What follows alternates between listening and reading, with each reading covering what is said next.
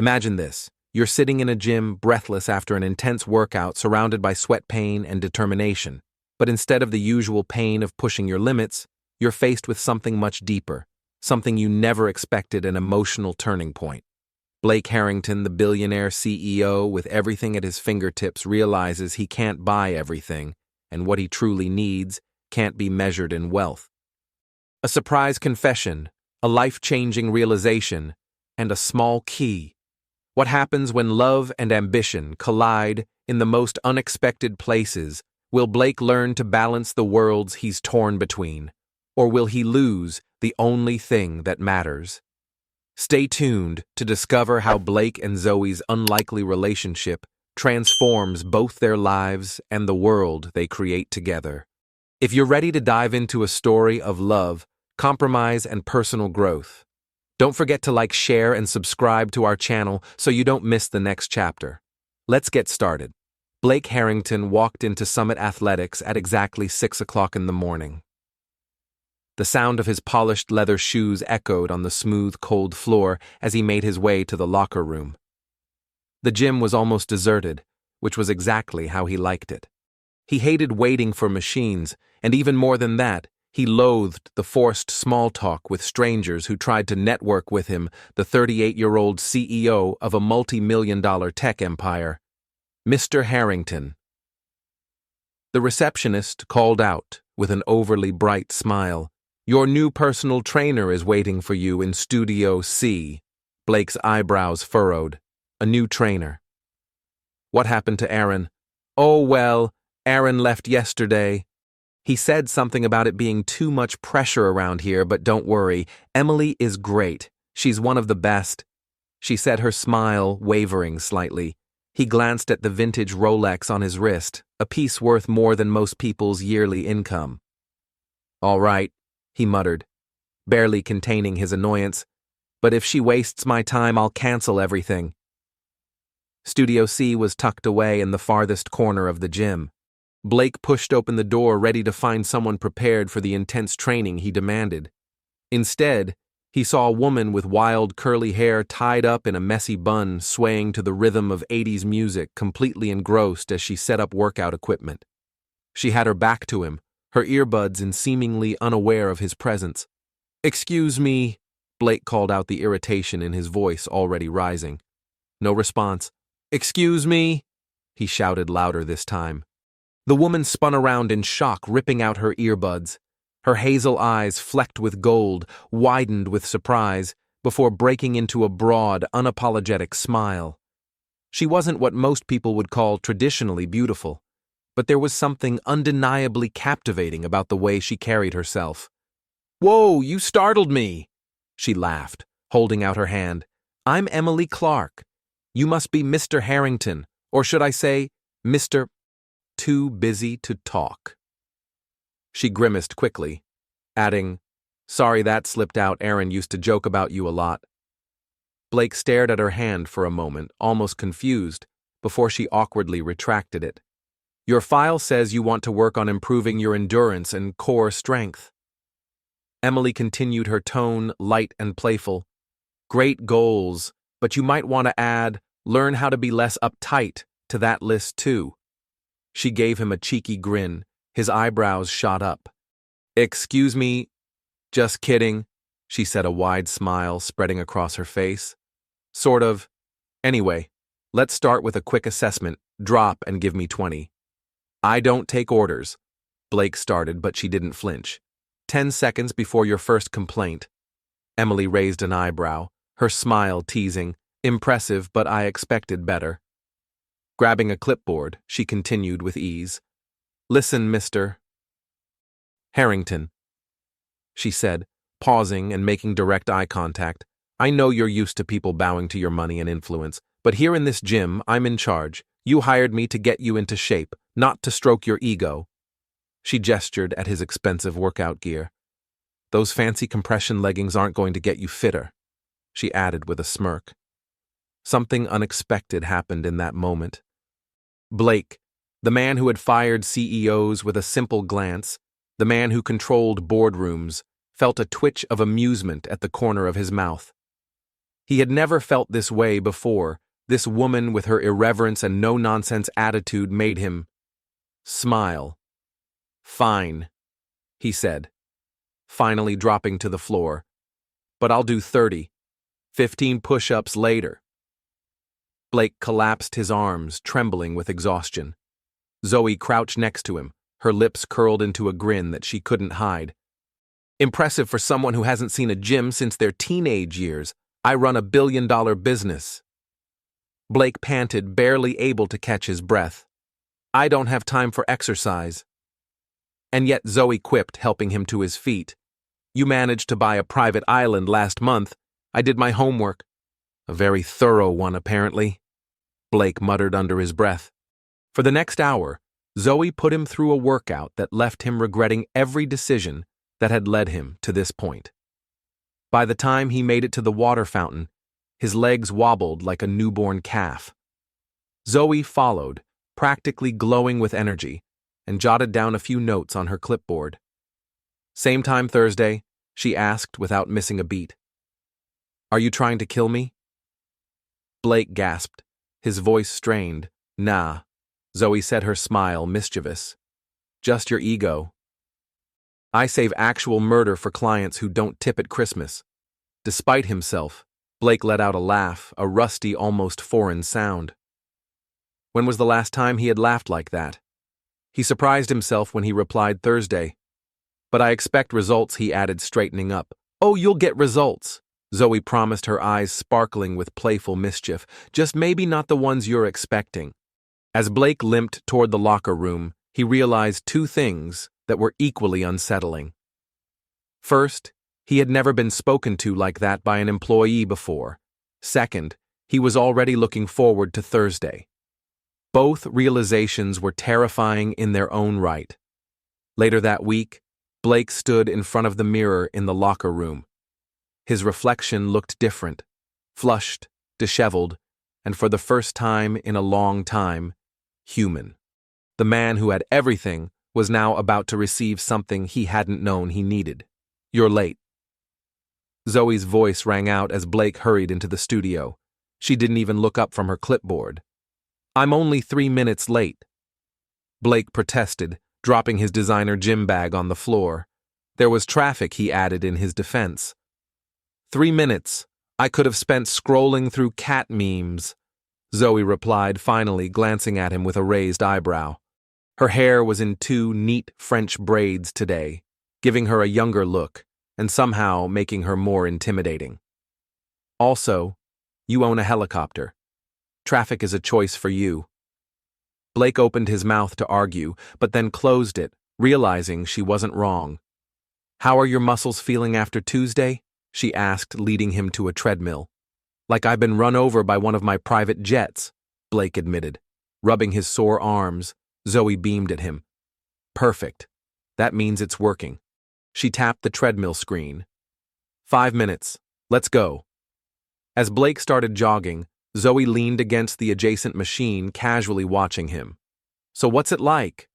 she asked, her tone curious. "What's it like being disgustingly rich?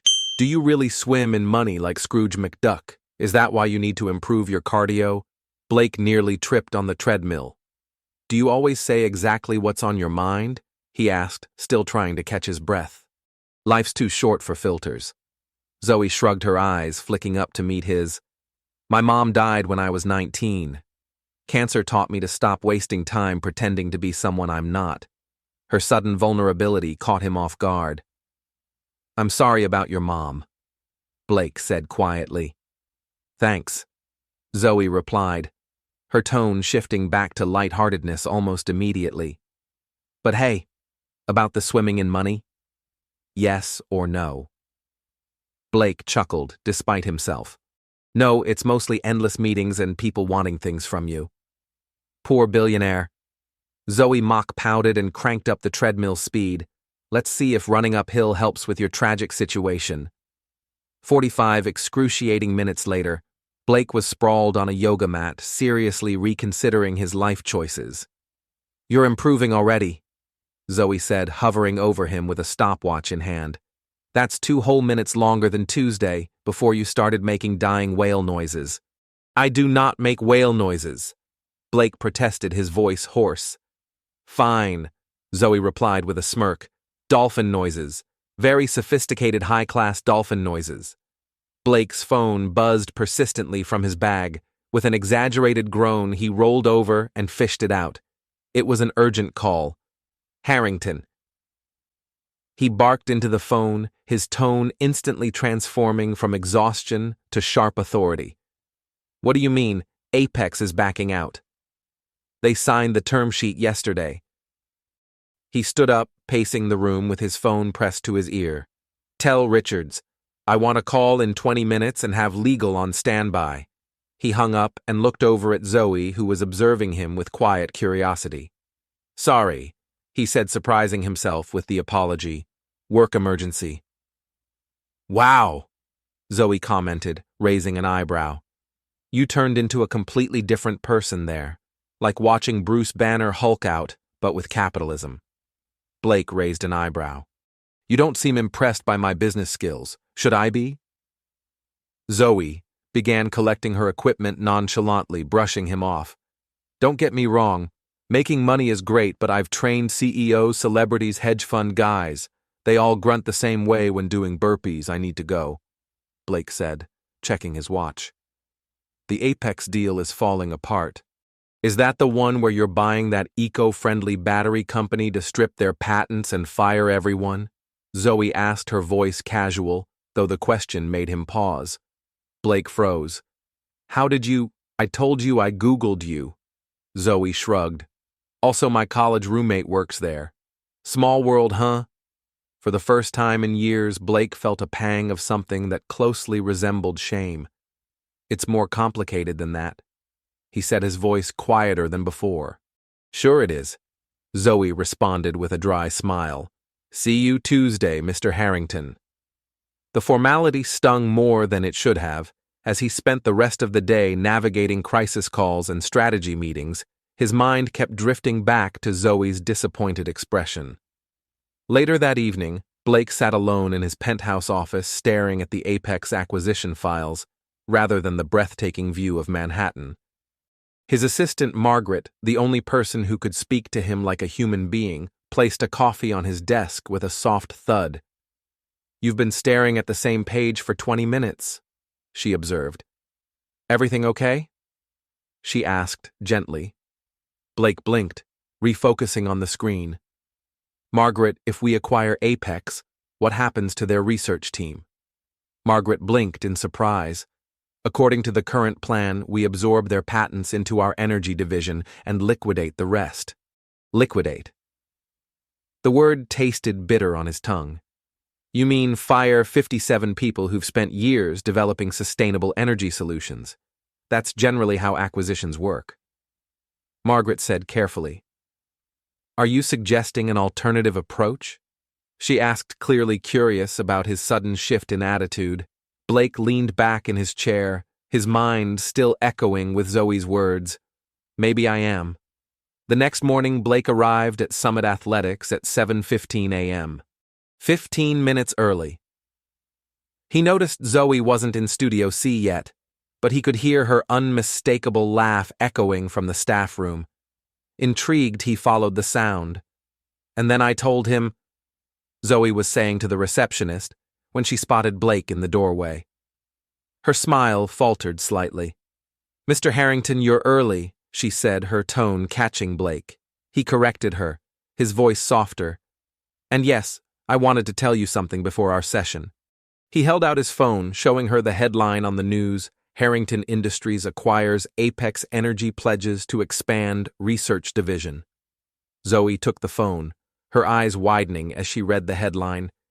You're keeping all the employees and doubling the research budget, she said, looking up at him, clearly surprised. Why? Blake shifted uncomfortably under her gaze, suddenly feeling vulnerable. Someone reminded me that it's not just about the money. It's about the impact we can have. Blake stared at the phone screen for a moment, his thoughts tangled. Someone reminded me that success isn't just about dollars. Sometimes it's about not being a complete jerk. Zoe's lips curled into a slow smile. Look at that. An actual human feeling, she teased. But there was warmth in her eyes. Maybe there's hope for you yet. Blake Harrington. Does this mean you'll go easier on me today? Blake asked, his voice laced with hope. Zoe's laugh was the only answer he needed. Not a chance, billionaire boy. Not a chance. As they walked toward Studio C, Blake realized, with a mix of alarm and something else entirely, that making Zoe laugh was starting to feel more important than any business deal. He'd never been so punctual in his life. For 2 straight weeks, he arrived at every training session exactly on time, sometimes even early, a habit that would have shocked his team. But even more surprising was how much he looked forward to each session, counting down the hours until he could be put through the ringer by Zoe's creative and often grueling workouts. "You actually enjoy punishment, don't you?" Zoe commented with a sly grin as Blake finished his 3rd set of mountain climbers. "Should I be worried?" "Just focused on results," Blake panted, wiping the sweat from his brow. But they both knew it was more than just that. Their dynamic had shifted quietly, almost imperceptibly. The banter was still there, but now there was an undercurrent of something else, something deeper. A spark that ignited every time their eyes lingered just a second too long, or their hands brushed as they exchanged equipment.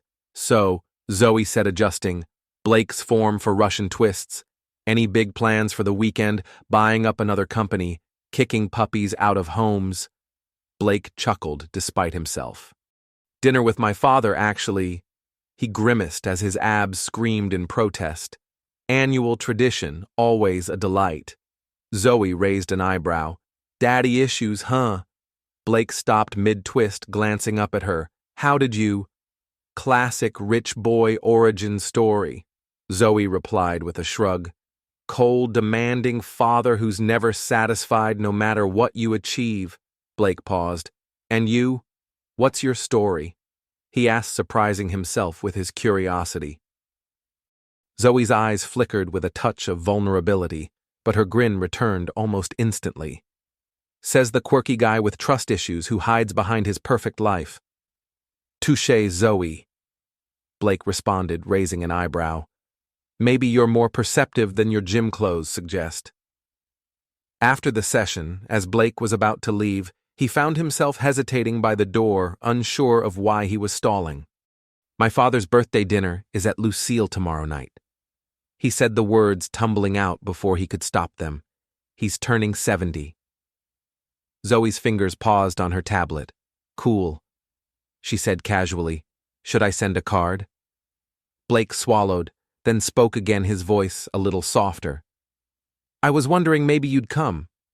As my guest?" Zoe blinked, genuinely stunned. "Like a date.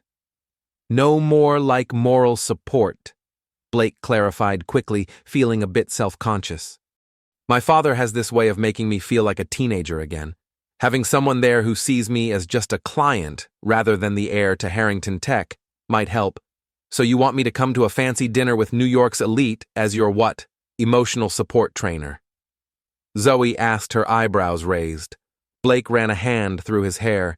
"It's a stupid idea. Forget I mentioned it." "I didn't say no," Zoe replied, her tone thoughtful.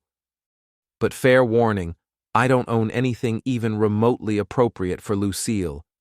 "Is that a yes?" Blake asked, his heartbeat quickening. "It's an I'll consider it if you complete 30 proper burpees right now." Zoe crossed her arms and grinned. Blake groaned, but without hesitation, he dropped to the floor. Halfway through, he regretted every life choice, gasping for breath.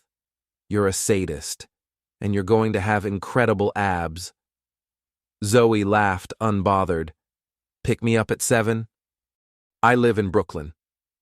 The next night, Blake's driver pulled up outside Lucille, one of Manhattan's most exclusive restaurants, occupying the top floor of a skyscraper with a waiting list that stretched for months unless your name was Harrington. At precisely 7 o'clock, Blake arrived at Zoe's modest apartment building in Brooklyn. As she emerged, he was momentarily caught off guard. She wore a simple emerald green dress that accentuated her eyes, and her wild curls were tamed into an elegant updo that made her look effortlessly stunning. For a moment, Blake forgot how to breathe. You look. He started a bit flustered. Presentable. Zoe offered, clearly self-conscious. I borrowed this from my roommate. She added quickly, she's a part-time model or a part-time broke grad student. You know the usual beautiful. Blake finished, his voice sincere. You look beautiful. The drive into Manhattan was filled with Zoe's nervous chatter, ranging from which fork to use at a formal dinner, to whether or not she should pretend to know anything about wine. Blake found her anxiety strangely endearing, and he couldn't help but smile. Just be yourself, he advised her. That's more than enough to handle my father. When they arrived, Blake's father, Walter Harrington, was already seated at the best table in the restaurant, looking every bit as distinguished and intimidating as Blake had expected. His sharp gaze evaluated Zoe before Blake had even finished introducing them. A personal trainer. Walter repeated flatly, his voice emotionless. How interesting, he added, his tone. Almost mocking, Zoe, unfazed, smiled and responded, Mr. Harrington, your son has the cardiovascular endurance of a sloth, but we're working on it. Blake nearly choked on his water at her bluntness, but Walter's eyebrows shot up in surprise. Is that so? Walter turned his piercing gaze on Blake. Fascinating, but perhaps we should focus more on the Thompson merger I've been suggesting for months. And just like that, the familiar pattern of subtle digs and passive-aggressive comments began. Blake felt himself slipping into defensive mode when Zoe, as if reading his mind, decided to jump in. Actually, Blake mentioned the Thompson situation, she said casually, as though discussing billion-dollar mergers was just another day at the office. He said their corporate culture is completely incompatible with his vision for Harrington Tech's future. Both of the men stared at her, speechless, for a moment. Did he now? Walter asked, his voice tinged with genuine intrigue. Zoe replied, taking a sip of her wine like she did this every day. He said something about preferring sustainable growth over flashy acquisitions that look great, short-term, but create integration nightmares. She smiled innocently. But what do I know? I just make people sweat for a living. Blake gaped at her, taken aback. They had discussed the Thompson deal between sets last week, but he hadn't realized she'd actually been listening to his business ramblings. Walter, however, studied Zoe with newfound interest. And what do you think of my son's leadership style? Ms. Clarke. Walter asked. Oh, he's stubborn, a perfectionist, and occasionally insufferable. Zoe replied, not missing a beat. But he's also brilliant. Learns quickly and cares more than he lets on. She glanced at Blake, her expression softening in a way that made his heart skip a beat. Sometimes people surprise you if you give them the chance. The rest of the dinner proceeded surprisingly smoothly. Walter even laughed twice at Zoe's stories about her most demanding clients, something Blake had never seen before. As they waited for dessert, Walter excused himself to greet an associate, leaving Blake and Zoe alone at the table. Your father actually smiled, Zoe whispered, eyes wide in disbelief. Does that happen only during a solar eclipse? Blake shook his head in amazement. In 34 years, I've never seen anyone handle him like that. Zoe chuckled. You're remarkable. Nah, she said, her cheeks flushing slightly. I just don't get intimidated by grumpy old men or their sons. Blake blinked. You've never been intimidated by me, have you? Zoe raised an eyebrow, her lips curling into a playful smile. Please.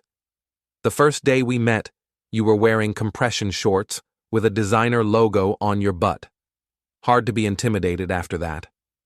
Their laughter faded and a charged silence settled between them as their eyes locked. Blake found himself leaning in slightly, as if drawn in by an unspoken connection. Zoe, however, didn't give him the chance to say anything. Excellent news.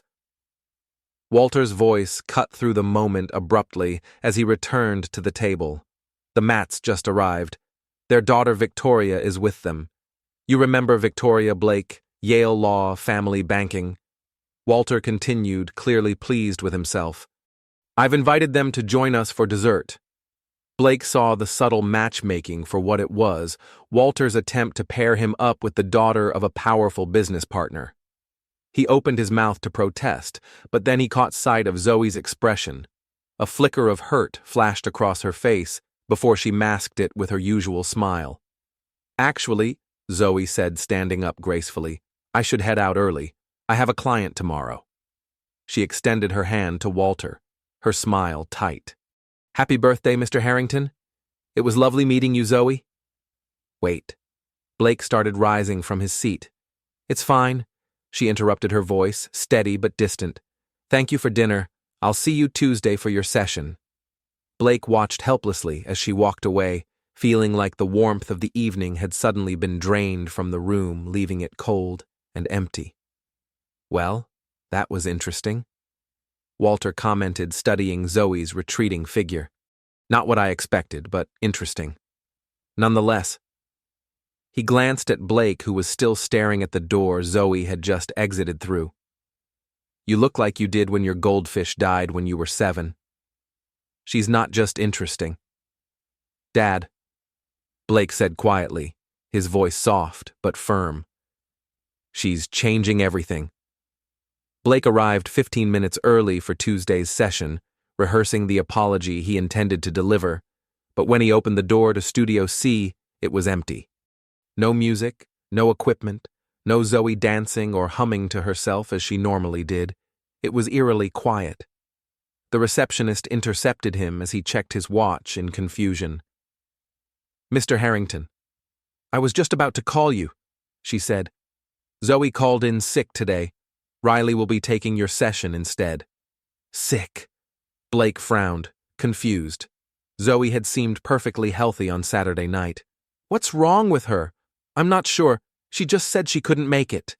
Blake hesitated for only a moment before making a decision. "Cancel my session. And I need Zoe's address." "Sir, I can't give out personal information," the receptionist replied, looking uncomfortable. Blake's expression softened. "Please, I need to make something right." 20 minutes later, Blake stood outside Zoe's apartment building in Brooklyn, holding a ridiculous wellness basket in one hand and coffee in the other. He buzzed her apartment, his nerves starting to get the best of him. "Who is it?" Zoe's voice came through the intercom, sounding congested delivery for Ms. Parker. Blake said, trying to sound cheerful. There was a pause. "I didn't order anything," she replied, clearly puzzled. "It's a special delivery," Blake said with a small grin. "Vitamin C tissues and apologies." Another long pause. Finally, the door buzzed open, and Blake made his way up the 3 flights of stairs. No elevator, of course. By the time he reached her door, he was slightly winded. Maybe those cardio sessions weren't working as well as he had hoped. He knocked on 3B. The door swung open, and there stood Zoe wearing flannel pajama pants and an oversized sweatshirt. Her hair was a mess, a tangle of curls that looked like a beautiful disaster. Her nose was red, but her eyes were clear, revealing that she wasn't really sick after all. "What are you doing here?" she asked, crossing her arms as if ready for a fight. Blake held up the wellness basket with an awkward smile. "I brought soup tissues, vitamin water, and every cold medicine they had at the pharmacy, because I didn't know which one you preferred. I'm not actually sick." Zoe said, her expression amused but still guarded. "I can see that now," Blake said, giving her a sheepish smile. They stood there for a moment, silently studying each other, before Zoe sighed and stepped aside. "Fine, come in, before Mrs. Kapoor across the hall starts spreading rumors about my fancy gentleman caller." The apartment was small but bright, filled with mismatched furniture that somehow worked together. The walls were covered in photographs and art prints, chaotic and colorful, just like Zoe. It was a place that seemed to reflect who she was, bold, creative, and unapologetically herself. "How did you find my address?" Zoe asked as she took the coffee he offered. "I Googled you." Blake admitted with a small, sheepish grin. "I may have lightly threatened your manager," Blake admitted with a half-smirk. "With what financial ruin, physical violence?" Zoe raised an eyebrow, clearly intrigued. Tickets to Hamilton. Blake replied, his voice laced with a playful seriousness. Zoe couldn't help but smile despite herself. Bribing my manager with Broadway tickets seems like overkill just to apologize for your father's matchmaking attempt. Blake set the wellness basket down on her tiny kitchen counter, his face softening. I'm not apologizing for my father. Zoe looked at him, waiting for him to explain. I'm apologizing for not immediately telling him and the Matts to go to hell so I could run after you. Zoe's defensive posture softened slightly. Well, that's different. Blake stood there for a moment, taking a deep breath before speaking again. I had a whole speech prepared. He confessed, about how meeting you has been the most unexpected thing to happen to me in years, about how you make me want to be better, about how for the first time in my life I'm thinking about someone else's happiness more than my own success. Zoe's eyes widened, taken aback by his words. That's quite a speech for someone who's not actually delivering it.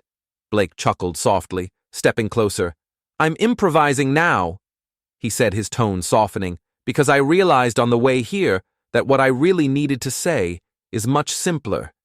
He paused, looking straight into her eyes. I think I'm falling in love with you, Zoe Clarke. Zoe froze for a moment, nearly dropping her coffee.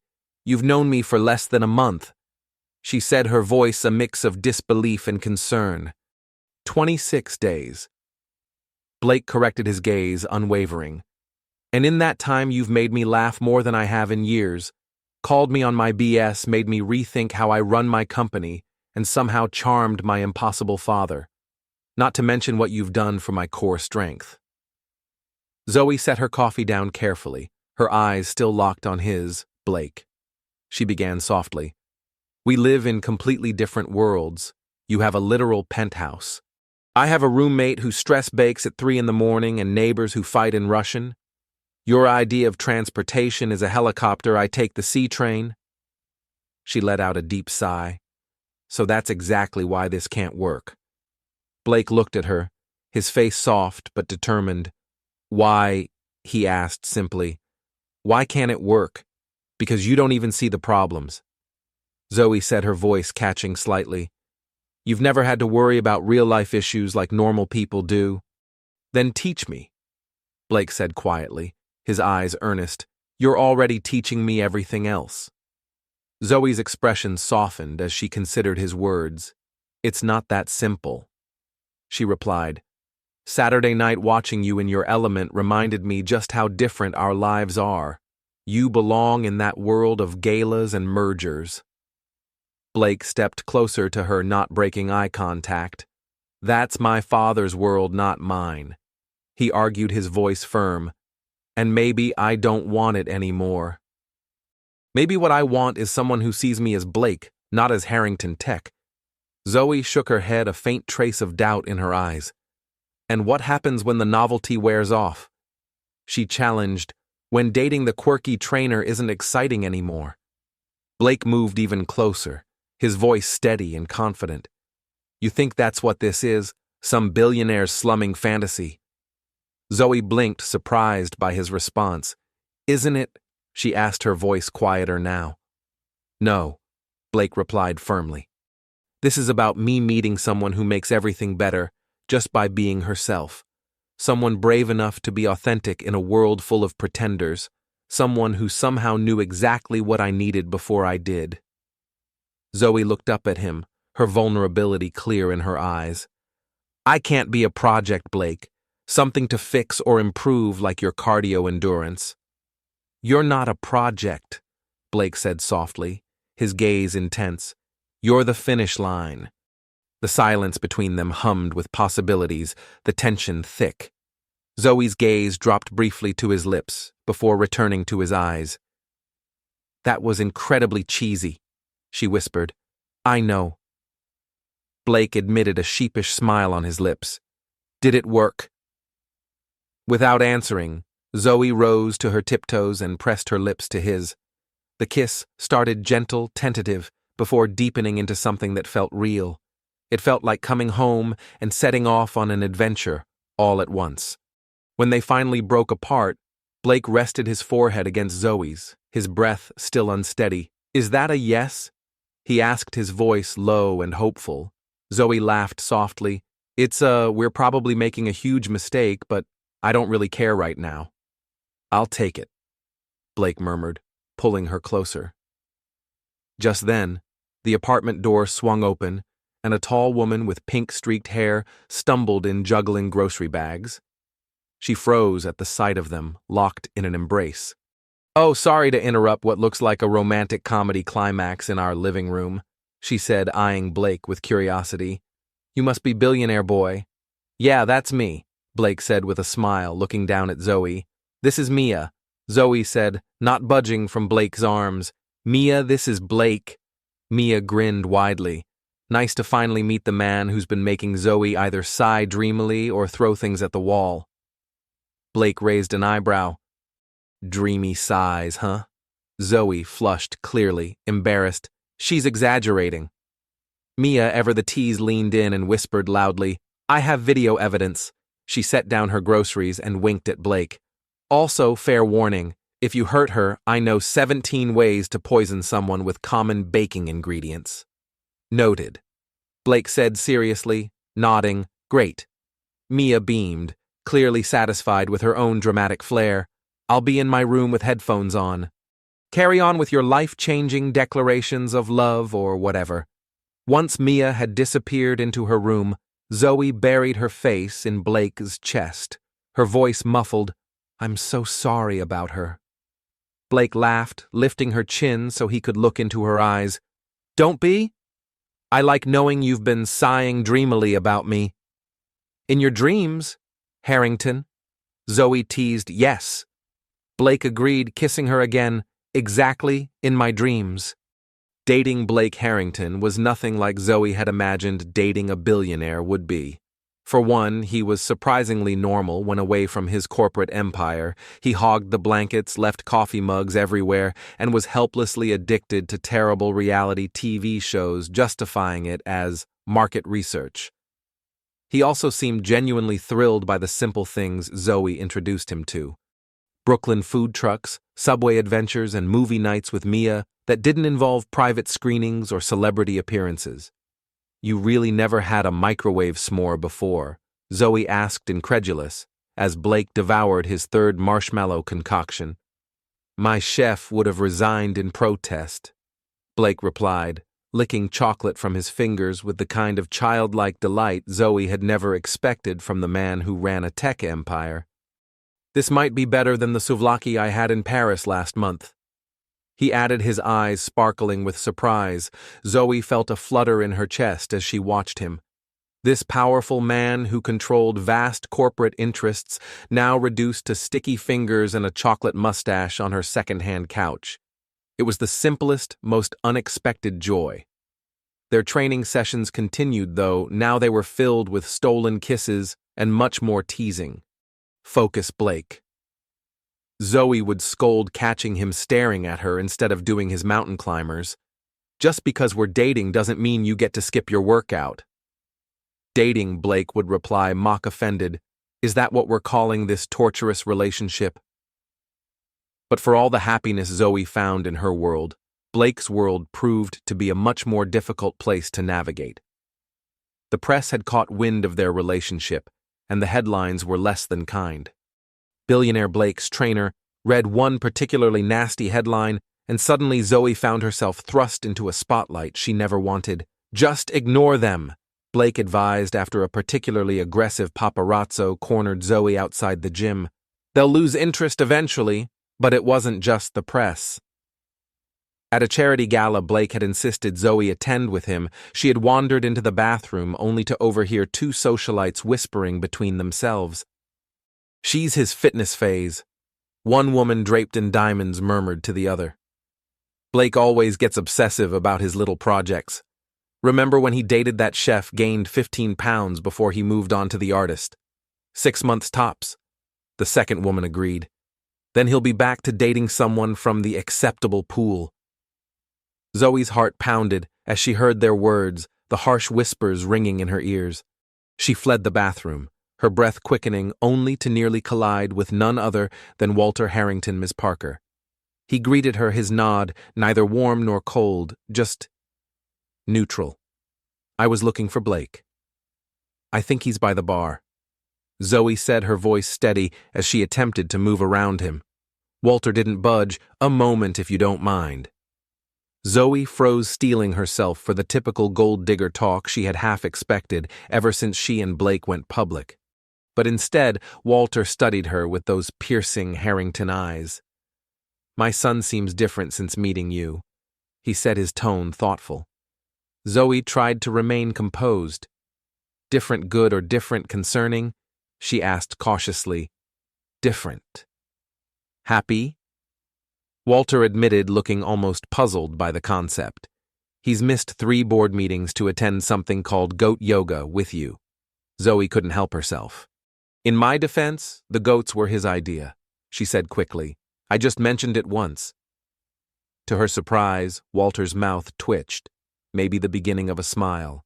The point is, Ms. Parker, I've never seen Blake prioritize his personal happiness over Harrington responsibilities before. It's unexpected.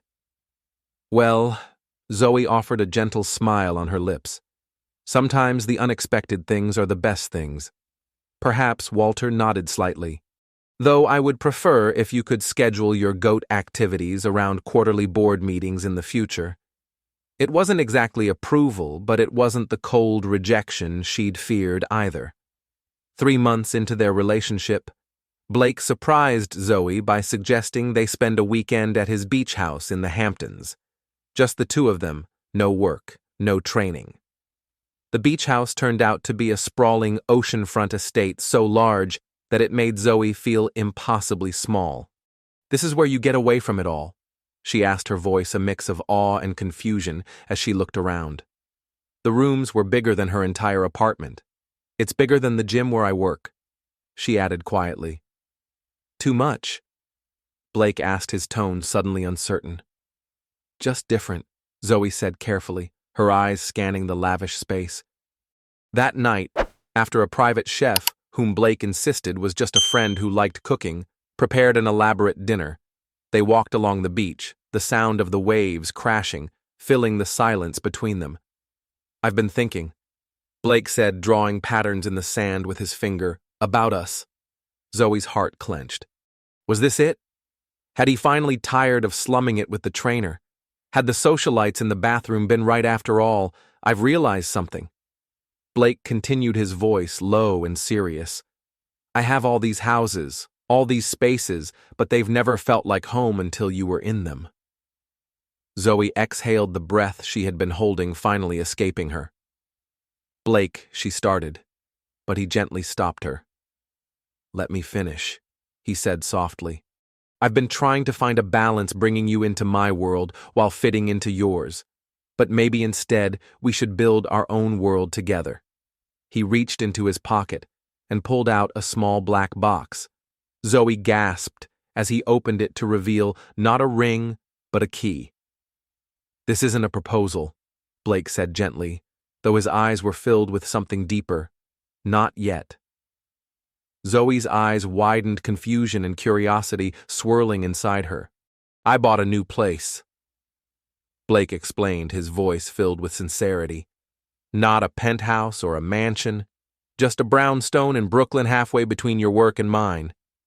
Blake said, his voice tentative as he held up the small black box with the key inside. It has space for your photos and Mia's stress baking if she wants to visit. Even a small garden where you can grow those herbs you're always talking about. Zoe stared at the key in his hand, her mind racing with emotions. You bought a house without telling me, she asked, her voice a mixture of shock and confusion. Blake's face fell. I thought I wanted to surprise you. Zoe stood up, brushing the sand off her jeans, her body tense with frustration. Blake, normal couples discuss moving in together before buying a house. This is exactly what I was afraid of. Her voice shook as she continued. You think you can just solve everything with money? Blake reached out, his voice soft, but insistent. That's not what this is, isn't it? Zoe challenged, her eyes burning with emotion. When something doesn't fit your plan, you just buy a solution. Person doesn't want to sell their company. Offer more money. Girlfriend. Uncomfortable in your world. Buy a new house. Blake's face hardened, but he stood his ground. I was trying to compromise, he said, his tone growing defensive. To show you I'm serious about us by making a big life decision. Zoe shook her head in disbelief. That's not compromise, Blake. That's control. Blake's face softened, desperation edging into his voice. Zoe, please. He took a step toward her. I love you. Doesn't that count for anything? Zoe felt the tears she had been holding back welling up in her eyes. Love isn't enough, she whispered, her voice breaking. Not if we can't figure out how to actually be together in real life. Not your life, not my life, our life. With that, she turned and walked back toward the house, leaving Blake standing alone on the beach, the small black box still in his hand, a symbol of everything that had gone wrong. Back at the house, Zoe called Mia, the one person who always told her exactly what she needed to hear. He bought a house, Mia, Zoe said, her voice hollow as she spoke to her roommate. A whole house without even asking me. And this is bad, because... Mia's voice came through the phone gently but firmly. Because normal people discuss these things. They don't just throw money at problems. Zoe sank onto the bed, her head in her hands. What if we're just too different? Different doesn't mean wrong. Mia replied, her tone soft but knowing. It just means you both need to learn how to translate. Meanwhile, Blake was pacing the length of his penthouse, his mind in turmoil. 3 days had passed since the disastrous weekend at the beach house. 3 days since Zoe had asked for space, and Blake had spent every moment questioning everything he thought he knew Margaret. His ever-observant assistant stood in the doorway, watching him silently. You look terrible, she commented bluntly. Thank you for that assessment, Blake muttered, running a hand through his disheveled hair. Bored. Margaret raised an eyebrow. Meeting in 30 minutes. Your father expects you to present the quarterly projections. Blake stopped pacing, his jaw tightening. Cancel it. Margaret blinked, taken aback. Excuse me. Cancel the meeting, Blake repeated firmly. All of them clear my schedule.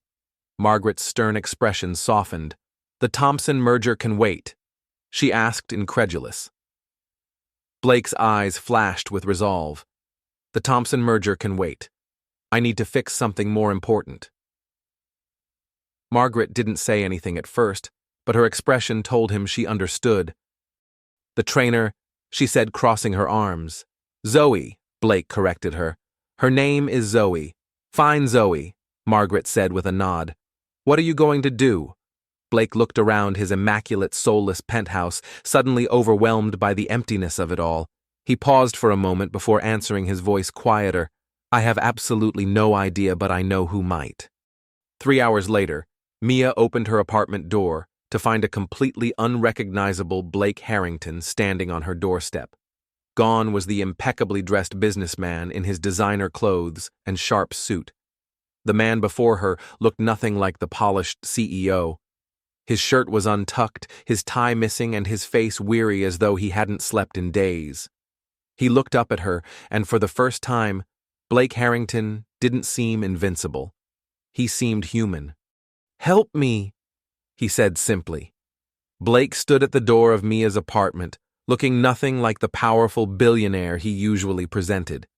His usual impeccable attire was replaced by wrinkled jeans, a faded t-shirt, and most shocking of all, sneakers that weren't crafted by any luxury designer. You look like crap, Mia remarked as she eyed him up and down. So, I've been told. Blake replied, his voice strained. Is Zoe here? No. Mia answered, her gaze calculating. She's been staying at Jess's place. Blake's shoulders slumped in defeat. I really messed up, didn't I? Mia never won for beating around the bush. didn't soften the blow, you really did. She crossed her arms and studied him with that look she reserved for moments of brutal honesty. You've got that look. You know, the one where the big bad billionaire is finally realizing he doesn't have everything under control. I know, Blake admitted quietly, running a hand through his hair for the umpteenth time that day. I'm trying to fix it, but I don't know how. Mia raised an eyebrow. The great Blake Harrington needs my help. Blake looked at her earnestly, his usual confidence faltering. Please, Mia, I love her. After a long moment, Mia sighed, stepping aside to let him in. Come in, I'll make coffee. It's the least I can do for a man who clearly needs some guidance. Blake took a seat on the couch, the same couch where he'd made microwaved s'mores and shared unexpected moments with Zoe. The memory made his chest ache. Mia handed him a chipped mug with "World's Okayest Roommate" printed on it. Blake accepted it gratefully, taking a sip, the warm liquid soothing him slightly. Mia sat across from him, studying him carefully. Here's the thing about Zoe. She began setting her own mug down. When her mom died, she was left with mountains of medical debt. She worked 3 jobs to pay it off while finishing college. She's fiercely independent because she had to be. Blake nodded slowly. I know she's independent. It's one of the things I love about her. Mia's expression softened. No, you don't get it. For Zoe, independence isn't just a personality trait. It's survival. Every time you try to swoop in and fix things with money, you're unintentionally telling her that her way of living her struggle isn't good enough. Blake stared into his coffee, the weight of her words sinking in. I never meant to make her feel that way, he murmured. I just wanted to give her everything. That's the problem. Mia said gently, she doesn't want everything. She just wants you. The real you, not billionaire. Blake was silent for a long time, his fingers wrapped around the mug as he processed what Mia had said. I don't know how to fix this. He finally admitted, his voice breaking slightly. Mia smiled a small, knowing smile. I have an idea, but it's going to require you to be very un-Harrington. Zoe dragged herself into Elevate Fitness at 5:30 a.m., the weight of the last few days pressing on her. After 3 nights on Jess's lumpy futon, her back ached, her head throbbed, and her heart felt like it had been through one of her own brutal hit sessions. She had texted Blake once, just to let him know she was safe and needed some time to think. His response was short, and for once, uncharacteristically distant. I understand. Take all the time you need. The gym was eerily quiet as she made her way to Studio C. Her first client wasn't until 6, but she needed the space to center herself before facing the world again. She pushed open the door and froze. The studio was unrecognizable. The usual clean, professional setup was replaced by a makeshift living room, a battered couch suspiciously like the one from the staff room, a coffee table with 2 steaming mugs, and string lights haphazardly hung from the weight racks, and in the middle of it all, looking both terrified and hopeful, stood Blake. Zoe stared at him, eyes wide with confusion. What is this? Blake gestured around awkwardly, as if his whole world was built on the flimsy foundation of this impromptu setup. This, he gave a nervous laugh. It's me trying to speak your language for once. Zoe stepped into the room, eyes narrowing as she saw the plate of slightly burnt chocolate chip cookies sitting on the coffee table.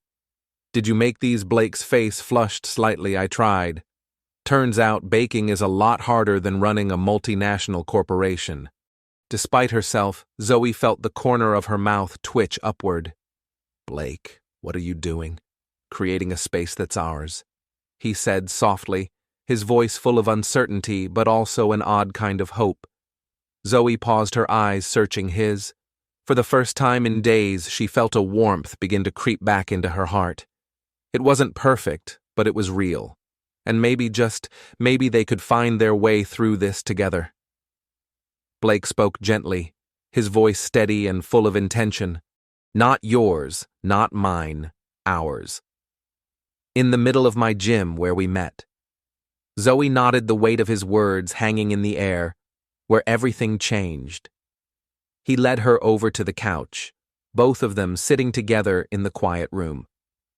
The familiarity of being near him was both comforting and bittersweet. Blake took a deep breath, his eyes meeting hers, as if searching for the right words. "I've been doing a lot of thinking," he began. "And you were right. I tried to fix things the only way I knew how, by throwing money at them." He paused, his hands tightening around hers. "I bought that house without asking you, because that's how I've always operated. See problem, fix problem, move on. But relationships don't work that way, Zoe. They can't be optimized or solved with strategic acquisitions." Zoe listened closely, her fingers slowly brushing over his. He spoke with a vulnerability she hadn't heard from him before. "I need to listen, not just fix," he continued softly. "I need to compromise, not control." Zoe looked down at their intertwined hands. "And it took you 3 days to figure that out, huh?" She said, a hint of playfulness in her voice. Blake chuckled, the sound of it lighter than before. "I had help," he admitted. "Mia makes an excellent relationship guru. Also, she threatened to poison my coffee if I didn't fix this." Zoe's lips curved into a reluctant smile. "That sounds like Mia." "I sold the brownstone," Blake said, his tone suddenly serious. Zoe's eyes widened. "You what? I sold it, or I'm selling it, whatever. The point is, I realized I was still trying to control things," Blake explained. He squeezed her hands gently. "So here's what I'm proposing instead. We start fresh. No grand gestures, no rushing. We figure out what our world looks like together." Zoe raised an eyebrow. "And what about your father? Your board? The press? They're all still there, waiting to remind us how different we are." Blake said, his voice calm. "Let them wait. I've spent my entire life trying to meet other people's expectations. The only ones I care about now are yours and my own." Zoe felt the tension in her chest begin to melt. "And what are your expectations, Blake Harrington?" she asked softly. Blake's signature crooked smile returned, the one that always made her heart skip a beat. "That we'll fight, that we'll compromise, that we'll learn how to blend your world and mine into something new," he said, his voice full of determination, "and that it will be worth every second because you'll be there." Zoe blinked back tears, her heart swelling at his words. "That's a pretty good answer." Blake looked down at his hands, his voice soft. "I had 3 days to work on it." He reached into his pocket and pulled out a small object. "I have something for you," he said, his expression earnest. Zoe stiffened, a wary smile tugging at her lips. "Blake, not a ring." Blake quickly shook his head. "Not yet anyway," he said with a laugh. He handed her a simple key on a plain key ring. "This is for my penthouse. Not to move in unless you want to someday, but so you can come and go as you please. So you never feel like a guest in my life." Zoe's heart skipped. "What's this for?" Blake continued, his tone gentle. And this, he reached into his other pocket and pulled out a second key. "This is the key to your apartment. Mia gave it to me. I'm not asking you to move in, I just want you to feel welcome." Zoe stared at the keys, her fingers brushing against them softly. "Simple, normal keys," she whispered. "The most normal, unbillionaire-like gesture I could think of." Blake confirmed, his eyes locking onto hers. "Did it work?" Zoe paused, looking at him. His hair was a mess, his clothes wrinkled, and there were dark circles under his eyes. He looked exhausted, but at the same time, he looked perfect. "You know what, I think," she said softly, setting the keys aside. "What?" Blake asked, his voice low, almost unsure. "I think your form is atrocious," Zoe said, her lips twitching into a teasing smile. "Your posture needs serious work." Blake raised an eyebrow. "And how would you correct that, Ms.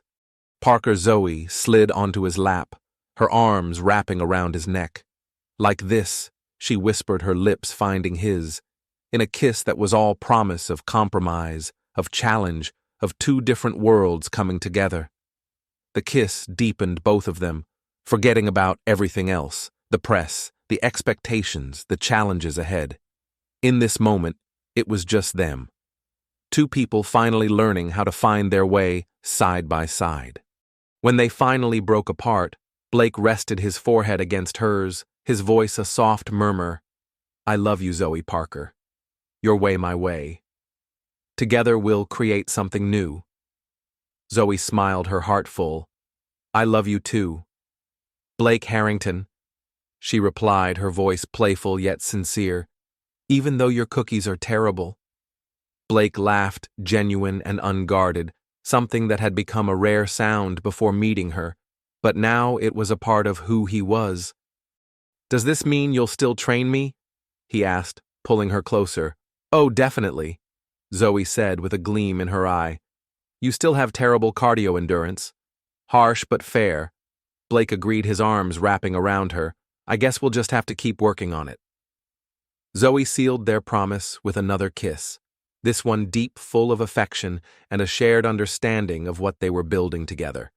Outside Studio C, Mia exchanged a high five with the receptionist and Margaret, the two women who had orchestrated this early morning surprise.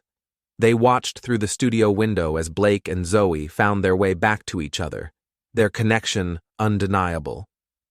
I'll bet $10 they're engaged within 6 months, Mia whispered, her tone full of confidence. 3 months. Margaret countered, a knowing smile on her face. Blake doesn't do anything slowly once he's made up his mind. Oh, you two realize this isn't actually a romantic comedy, right? The receptionist murmured, her gaze softening as she watched the couple in the studio.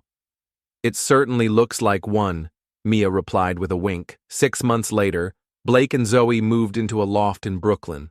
It wasn't too fancy, not too simple, just right. Walter Harrington had become a regular at their Sunday dinners, where he and Mia would engage in heated debates about everything from politics to the proper way to make tiramisu.